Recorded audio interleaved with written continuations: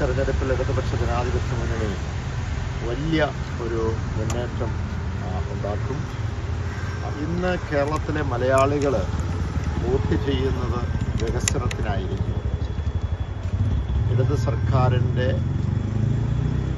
ക്ഷേമ പദ്ധതികളും വികസനവും ചെന്നെത്താത്ത ഒരു കുടുംബം പോലും കേരള സമൂഹത്തിലില്ല.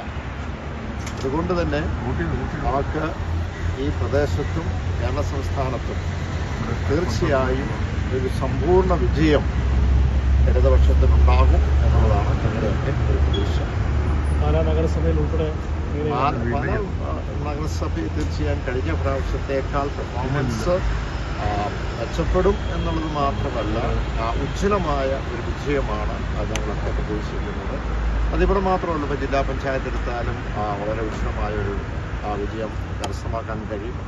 അതനുസരിച്ച് കഴിഞ്ഞ ഒരു 1.5 മാസക്കാലമായിട്ടുള്ള പ്രവർത്തനം വളരെ സിസ്റ്റമാറ്റിക്കായിട്ട് LDF നടത്തുകയുണ്ടായി. എല്ലാ മേഖലയിലും, അത് നമ്മുടെ ജില്ലാ പഞ്ചായത്ത്, ബ്ലോക്ക് പഞ്ചായത്തും ഗ്രാമപഞ്ചായത്തിലെല്ലാം വളരെ സിസ്റ്റമാറ്റിക്കായിട്ടാണ് LDF പ്രവർത്തനങ്ങൾ മുന്നോട്ട് നീങ്ങിയത്. പക്ഷേ ആ തരത്തിൽ മറ്റ് മുന്നണിയെ നോക്കുമ്പോൾ അതിൻ്റെ ഒരു യോജിപ്പോ അതിൻ്റെ ഒരു ഒത്തൊരുമയോ ഒന്നും കണ്ടിട്ടില്ല.